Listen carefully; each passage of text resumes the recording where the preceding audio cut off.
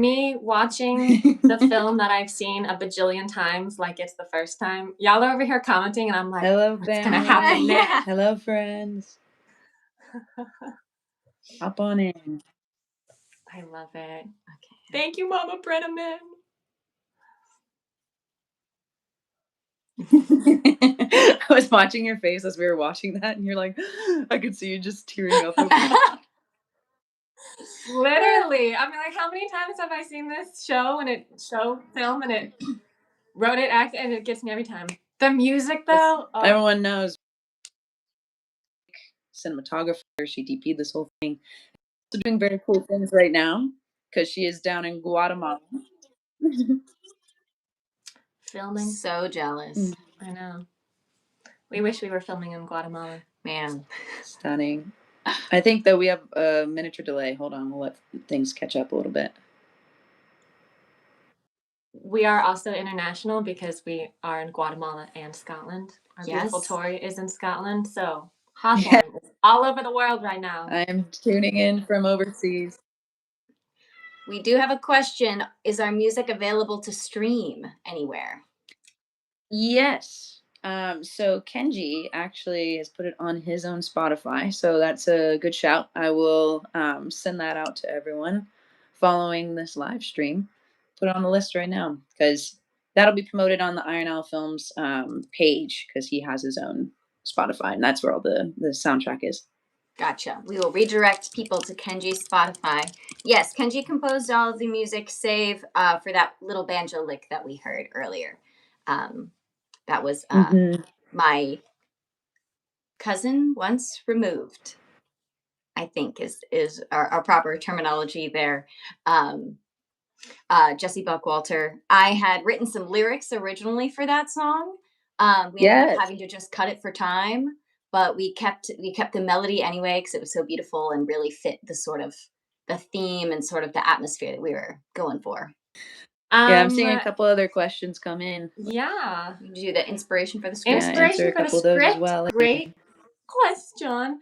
I love how like ideas always start out as like a little tiny seed, right? And so the original little tiny seed that turned into this was I wanted to write a script about a woman who didn't want children, because that is my own experience. And it just kept growing and growing and changing and blossoming into what if she is pregnant and what then? And what if we put her in a time period where women had no stability or rights or anything outside of a marriage? And what if she doesn't have that security? And it just kept, all these what ifs kept piling up and adding.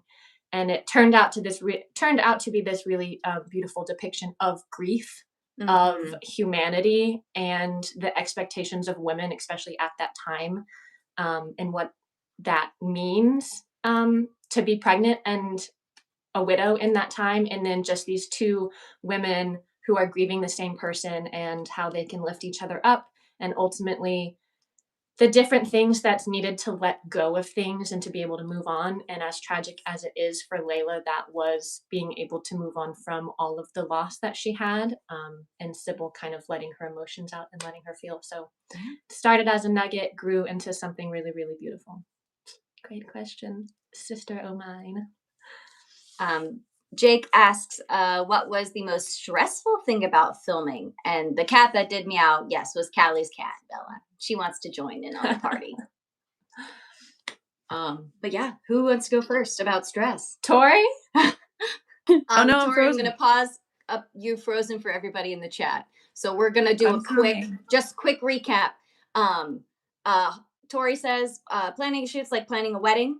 And we did that for 3 days in a row on a working farm. So we were dealing with live animals. Tori also has a fear of horses. So she's very, very brave. And we're so proud of her for working on this film the way that she did. So I would say probably horse management was the, at least from Tori's perspective as the director who's in charge of keeping everybody safe, right? The most unpredictable part. But we did a really, we had a whole team of wranglers at our side. From beginning to end with duct tape all over their shirts so you could see them in the woods. They were covered in blaze orange, because we were filming in the fall. We did our best given the situation. And So there's a little bit of and it turned out really well. Of a It funny did. story with Hawthorn. So working farm. Thank you, Jamie and Vicky Day, for offering up your farm. They've got about 5 horses, and we went in just to scout locations, to do some promo photos, and for me to choose the horse. And there was a horse that I was supposed to choose, who was this sweet little tiny little guy, super sweet. He was, a little scrawny. So we were like, perfect. It's a starter horse. Like, this is work. And I was supposed to choose that horse. Enter Diamond Rain. And I fell in love. And we chose the horse that you see is Diamond Rain. I was not supposed to choose her, but she was stunning. Me and her sort of bonded, and she was the alpha horse of the pack. She was not small and calm and docile. She was a little bit feisty, but so that ended up being a little bit more logistical of just like, all right, we've got this very powerful horse, but I loved it and I loved her, and I think she just made the movie so magical. Mm-hmm. And that's the fun Hawthorn story. Calli picks the wrong horse. We love it. Casey, what about for you? Oh gosh. I guess for me personally, it was the thing that was most stressful was wanting to deliver my best performance possible. It's heavy in a good way, right? Of like, it's really rich, and these characters have a strong internal life, and needing to, be present in the moment, and like allowing myself to be vulnerable, and like not just fear, but like anger and frustration. I think Sybil is very different from me personally. So it was cool, and it was good to get to, dive into like, what is this woman who is maybe angry more than she is sad because she likes to have control over things, right? She's the one running the farm. Paws away, she's in charge. She has control. And Layla's something she doesn't have control over. So yeah, that's how it was for me. And also just making sure like everybody was happy and well fed. We had to drive people in every day from their Airbnbs. Not everybody was staying on property because there wasn't enough space. So yeah, just the logistical parts. It was my job to get the porta potty. That was frustrating. Let me tell you. That was all her. Producer extraordinaire over here. Never again. These are the things you don't think you need on a film set until you get to the film set and realize porta potties. You need a bathroom. That's not the house of the people who are graciously sharing their space Especially with you. when you're on a multi-acre farm. Exactly. And a 30-plus person crew. On a 30-plus person crew. Yeah. Which animal was the most fun to work on set with? Oh yeah, Tori. Scared of Horse, who did you love working with? Because there were a lot of animals on set. There were a lot of animals, and it was actually really fun to work with them and watch. Just like, even if they weren't camera hanging out with us, that was really fun. I enjoyed our 2 pups. We had Annie Bird and we had Free Pop. They were adorable, but then we also had 5 other dogs that were on set with us, and all of them were just fabulous. I mean, we've worked with Jamie and Vicky before with their farm, and their dog Cowboy is a big old white husky dog, and he rumbles when he talks to you, and speaks the language of his husky puppers. So I would always just wrap my arms around him whenever I would hop on set or whenever I would see him. So as often as possible, he was the favorite. It was great. We had like a more emotional support dogs. We would break for lunch, and Vicky would open the doors to the house because the dogs stayed in, and it was just like a flood of dogs, and we would just get to run up and love on them. Yeah. There was also a goat that really liked the light crew. Yes. Mm-hmm. Yeah. Yes. The goat was fabulous. The goat. We should have put him in, honestly. We should have put him in the movie. Yeah, you're back. I said that, it was a major challenge for both Phoenix and for Calli, as you guys were like getting each other ready in the morning. Phoenix wasn't even on screen, but she had dog hair all over her. Oh yeah. Mm-hmm. Phoenix was our costume makeup person on set. I actually worked pre-production. I worked with getting all the costumes together, but we could not have done this without her, because she was like, makeup, tattoo cover, the pregnancy belly, that was all her. I hated that. You couldn't, I will say, It was so weird. Some scenes it was harder to see than others, but it was a half deflated like beach ball. Yeah, that then we just like taped to around me, and Calli's it was belly. some women love pregnancy. Me, I was like, I never want to do this. I could not move. It gets in the way. Very strange, but no, we love our girl Phoenix. Yeah. Mm-hmm. Chelsea says she was very impressed with the quality. She's so proud of you. We do have some of Calli's siblings to thank, I think, for some of the wardrobe as well. Yes, Chelsea is one of them. Chelsea and Krista. Thank you, Renaissance Fair clothing that I commandeered, and I was like, it's gonna be in a short film, and we'll give it back. We promise. Let's talk about that process too. Yes. So I love symbolism in like everything. And so, put it in where you can. So I matched the shades. Layla, her whole wardrobe was darks and reds, and Sybil was lights and blues. And Sybil's wardrobe went from light to dark as she went from suppressing all of her grief to feeling it. And Layla, as she goes from grieving to letting go, her wardrobe kind of went from dark to light. So that's why in the final shot, Layla is actually the brighter one in the scene, because she has let go of her grief, whereas Sybil is allowing herself to feel it the first time. We love the symbolism. We love it, and it was a little bit in hairstyle as well.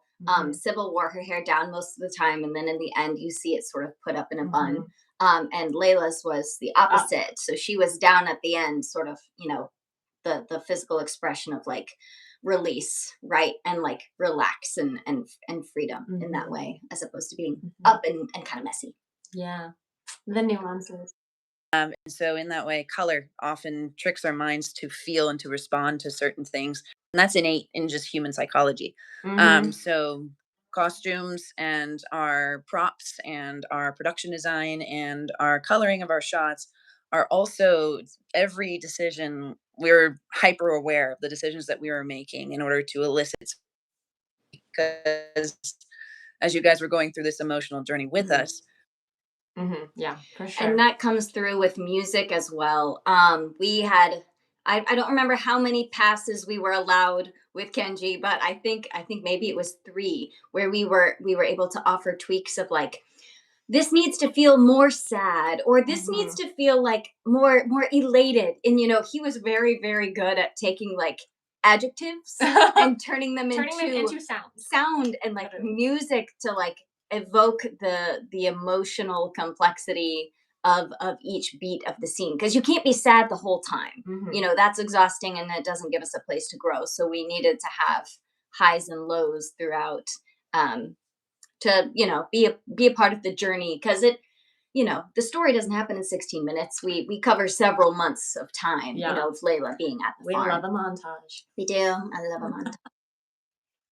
Where you push forward and you feel the intensity, and you feel the drama in this particular case, and then you have to let out for a second and breathe, and then that helps you to dive back to an even deeper moment and to really get to the themes that you're wanting to express. Cumberland, Virginia, and Annie Night. We filmed 3 days. Post-production took several months, almost upwards to a year, just to get everything logistically together. But we filmed it in 3 days. Pre-pro, I think, was at least 4. And then we had a setup day. So yeah, we had a setup day, 3 film days, tear down day at the end. And 2, we were working with people who were very generous with their time, right? So if our colorist needed to go take care of her family for a day, she could go do that. We weren't on like a really like short, tight deadline, which, added to the post-production time. But Tori has a lot of really wonderful friends and wonderful resources who were willing to work with us and fit us into their schedules. We can't pay the top dollar for 100% of your time, right? We're not quite there yet, but everybody who worked on this in post and during production as well, just so impressed with professionalism, with quality, right? Like it was a beautiful piece and something that we are very, very proud of. Yes. And thank you to And it literally came everyone together. who donated money. We fundraised to be able to afford this. And it ended up blowing all of our minds how much we were able to raise. And that is all partly a lot of you guys who are watching donated to make this happen. So you're part of this whole experience. So thank you for that. Absolutely. Yeah. It's something where you have to build one step at a time. And so the goal with all of these projects is that like you get amazing people around you who are far more skilled and far more experienced in the areas that you aren't, which is the whole point of like building a team and everything. And their expertise is always um well, that's something that like I can't pay for yet. And so that's something where but my goal always is to make sure people have a good experience while on set, and Yeah. then eventually, we build from here. It's not the last project to be made, for sure. And then, the goal is that in the future you can really start like um, helping out people with their livelihoods. And that is something that is like both a gift to the people who are leading a project. And because that's when you can really start taking care of people and thanking them for all the work they've given you. Yeah. Hmm. For sure. And I think we did have a few questions that were sent in prior to, and one of those was sent to, or a couple of those were sent to our cinematographer, to Ruthie, who actually sent me her answers prior to, because she's in Guatemala right now. So I'm going to read aloud her answers to the questions that were sent. So first, she was also asked how was working with the animals, and her response was, "They're wonderful until they're not." Being surrounded by horses, goats, and farm dogs added so much to the character of the film, and they look fabulous on camera. But sometimes they don't want to stay where camera needs them to be, behind the camera, most often than not. There were a couple times our main horse, Diamond, decided she was going to forge her own path away from set in the middle of the lake, and one time she knocked over the camera. But don't worry, she was not harmed. She was not harmed in the making of this film, and the camera survived the fiasco, and all ended well. So thanks, Ruthie, for letting us know about that. She was, no one was injured in that either. I mean, those are accidents that you make all of the safety precautions for, and so all of our safety precautions kicked into play, and we were able to finish out that scene just fine. And people were just fine. The crew was just fine. The horse was just fine. Everybody did well. It was one of those, oh, that was close type of moments. Yep. She was tired after a long day, and she was like, I want to go to the bar. I want to go to the bar All right, now. girl. Yeah. All right, girl. I'm gonna go home now. Yeah. Yeah, absolutely. So, Calli, didn't I ride into a branch at one Casey point? also had a question. Okay, there's a question in the chat. So, Yeah. that was on our scout day. Actually, that was way before the actual film. What my sister Chelsea is referring to. So it did not happen on set. No. And it was with a different horse, and it was my own damn fault. So, she's fine. Tell us that story. It was the day before we did promo videos. It was the day before we did. So, again, shout out to Phoenix. Yes, she did great with Calli's makeup. She just had some cuts on her nose. Just yeah. No, she covered it up really good. We went riding around the property, and it had just rained, so all of the branches were really low. And I did one of the like, look back, look forward. Oh, there's a branch. You swipe it out of the way, and then there was a thicker branch, and it just kind of clocked me on the nose. Yeah, I come Suddenly back our dramatic actress so looked like an action star. However, but Phoenix did great. She make-uped it over. But there was the scene, the accident scene in the film, the shot where we actually see Hawthorn jumping. She kind of does like a skirt jump over this pile of branches. That was actually the horse deciding to forge its own path. She was supposed to jump over the very large log next to the pile of branches, and did it 1,000 times. And again, working with animals, you just never know. It was fine. It was beautiful, and it ended up being the shot because it was so real. But instead of doing what we had rehearsed and jumping over the very nice large log, she skirted the log and jumped over the branches instead. And we were all like, what the heck?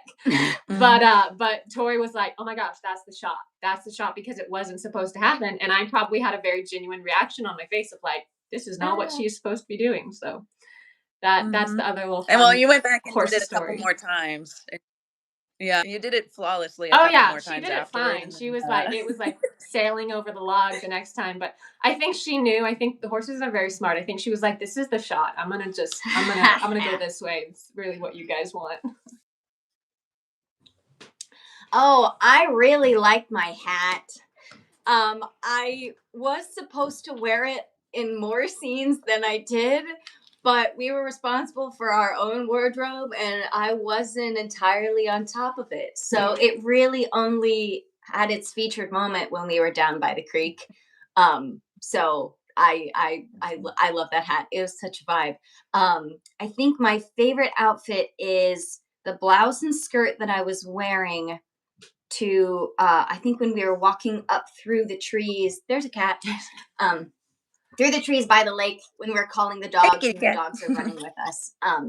I love my wardrobe. It was so fun. The like swishy skirts. I wore like a very nice like proper blue dress at one point to chop firewood, which I was just we had a whole backstory for that dress. It was great. It was great. It'll come in the feature. A lovely dichotomy of like, is she a prim and proper lady? No, she's got to do farm chores. Yeah. You loved your trousers. I did. Oh, my trousers. Yes. Are we back? What was the question about the barn? Hey, there we go.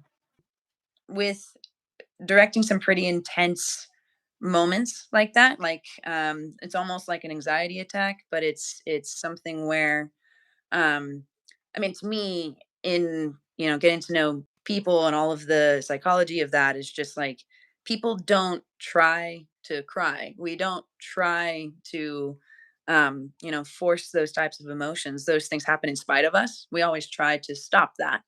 The prep work was really the big kicker for how well that scene went. Because once we laid down the emotions, the thought process, it was like I just kind of let you go and prepare yourself, and then I was just preparing the environment. So the environment just becomes the biggest thing after that, because I trusted your instincts, I trusted what you were going to be bringing, and everybody else on the crew was like, "All right, we're going to set this up, and then everybody get out."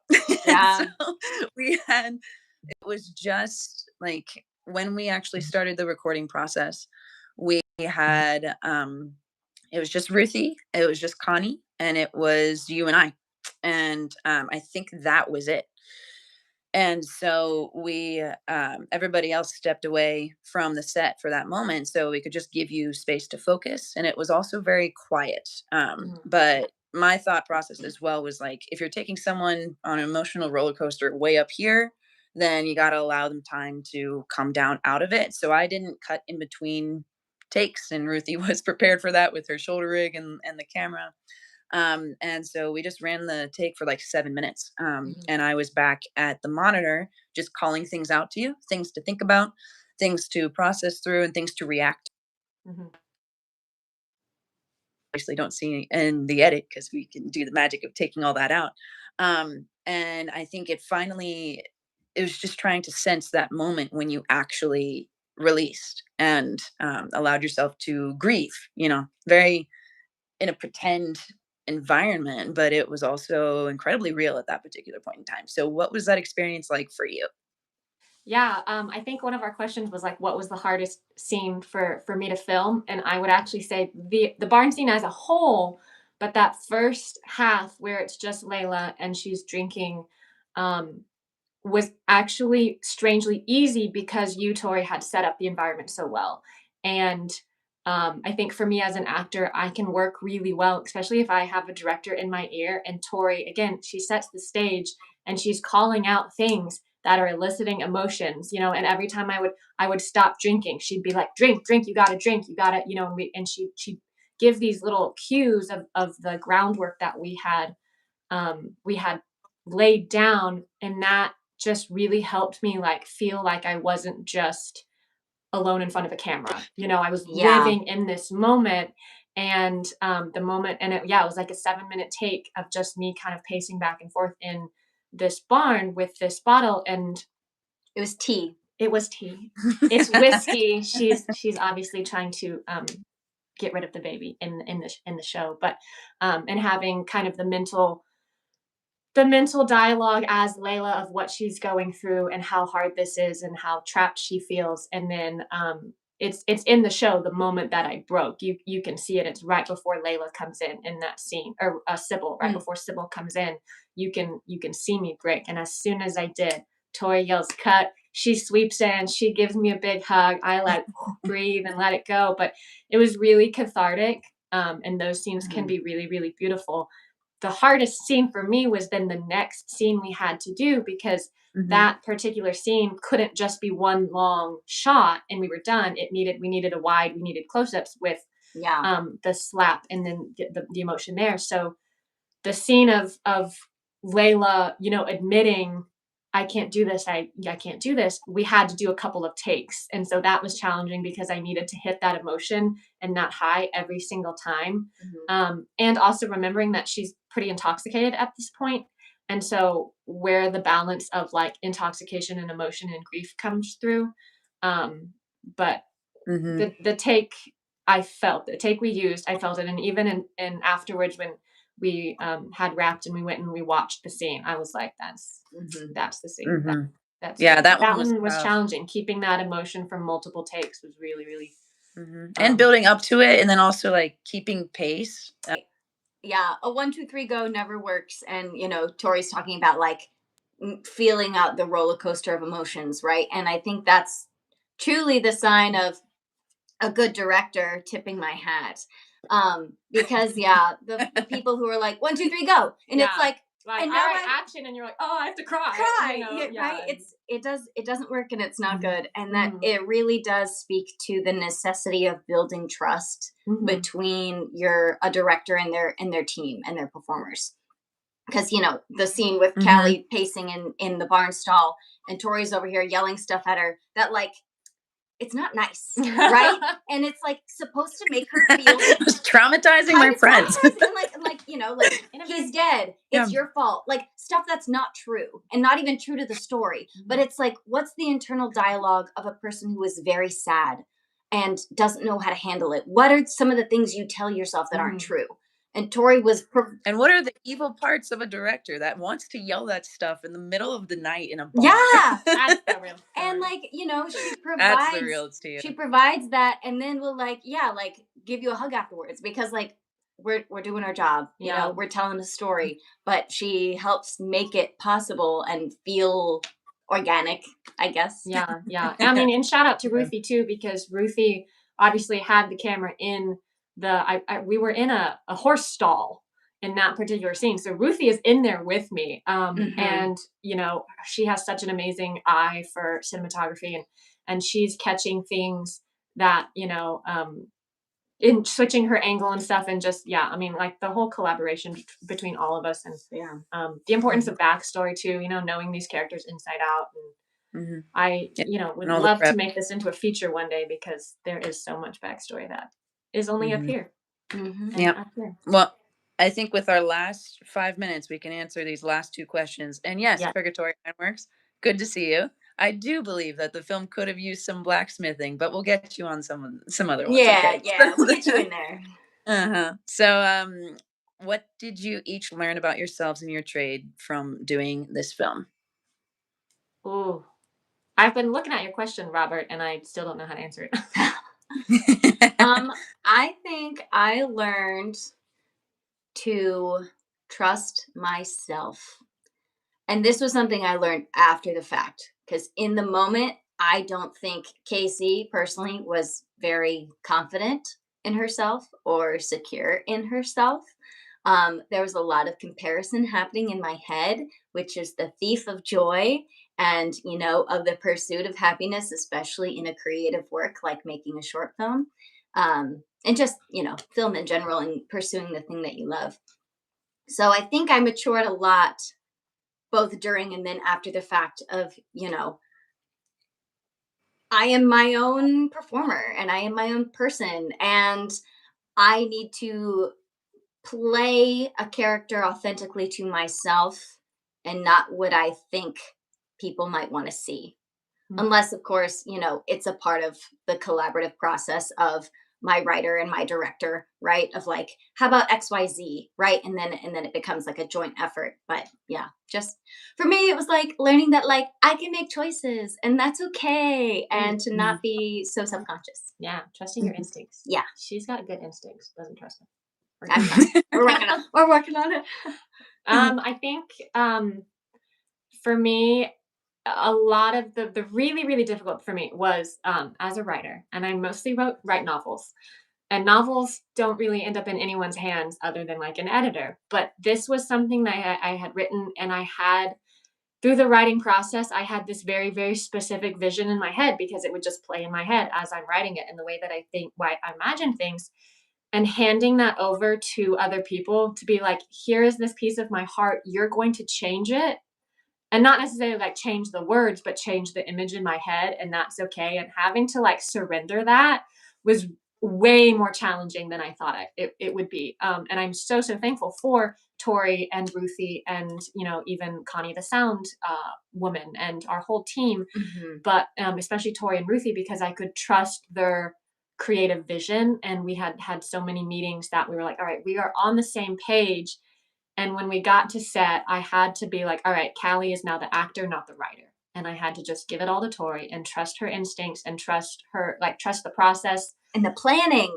Yeah. You know, a lot of planning went into it. Yeah. And because it's an indie film, I'm seeing some of the behind the scenes and not just some of the camera. And so I'd be like, you know, but Tori's like, no, just wait, you know, and learning what it feels like to be behind the scenes and also in front of the camera, and just switching those hats and being like, all right, we're just bringing the story to life. But I'm, again, so thankful for my team. And yeah, but that was challenging. The surrendering of the script. Yes. Yeah, I think for me it was like full on case study, very poignantly, of just how the leaders on set just set the tone and set the weather. You're like not just a weather meter, you are the weather changer. And so when things go wrong, especially, it was a pretty strong case of like I could feel it in those moments where it was like, okay, how the crew moves forward, how everybody moves forward is depending upon how you react right now. Which is something that people like. Everybody wants to be in the hot seat, and everybody wants to be making decisions and be like, oh, I want to yell action and cut. And that's the coolest thing ever. But then when you get in those moments when you don't know what is next or how to fix something, and all of the pieces that you think you have in place, for us, they didn't really fall apart, but like they might fray at certain points. Yeah. And then you have to decide how you're going to react in those moments, and those are those are key times, I think, both, you know, learning about yourself and then also learning about your trade. And that's what directing is, and that's what producing is. It's making decisions all day long in hyper pressure cooker environments with a lot of moving factors that are constantly changing. Several times in the past I've not made the right way of how to react to things, but I'm happy and proud of how this one came together, both with the onset environment that continued to move forward and got us in past the finish line, and then also how the product came about. And I think that was because of all the wonderful people that we surrounded ourselves with, and also because just working very painstakingly to make sure that this the film team, the film environment, everything else was in line with what we wanted. So yeah, all that being said, we have one last question, and that is, what is next? Huh, great question. Wow. We're enjoying the fun now with Under the Hawthorn Tree. Of this is all the fun stuff, right? We've worked on this for 2 years. You start with an idea, and then we finally at the point that we get to show people. And you know, we love the compliments, we love the accolades, we love being in the spotlight and having all of that fun happen, because it's the rewards for our the hard work that was done. But now, what's next? Um, as far as INL Films goes, we have two other short films that are currently nearly, one is almost done with post production, and one is in festivals right now. Both are concept trailers for some intense thriller feature length scripts. And so that is, you know, in process at the moment. But then what about for you guys? For Casey and for Calli? Well, we're auditioning. whenever and however we can, right? That's sort of that's your superpower as an actor, is to audition, and to audition well, and to, make that your job and make that your process, right? Because that's the only thing you have control over. You don't have control over the bookings or anything like that. But we've been yeah, we tape together quite a bit, several times a week. Where we collaborate really well. We're in our audition room right now. Yeah. Yeah. For those of you who aren't actors, the industry is a little bit slow right now. So, but yeah, just nose to the ground. I do have a fourth of a script that I've been dabbling with, but my focus right now is on my very first novel. I have been pitching it to agents to pursue publication. So we are on the road to being a published author, and that's been taking a lot of my focus. So that's kind of the biggest, fingers crossed, bated breath, waiting.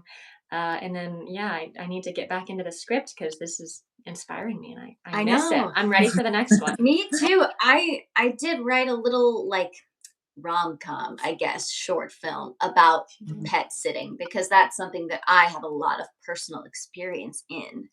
And the things that happen. And the things that happen and go wrong when you watch other people's pets. But very much a draft. And Tori now lives in another country, so I can't just call her and be like, will you come film in my backyard with me for 2 hours today? I know.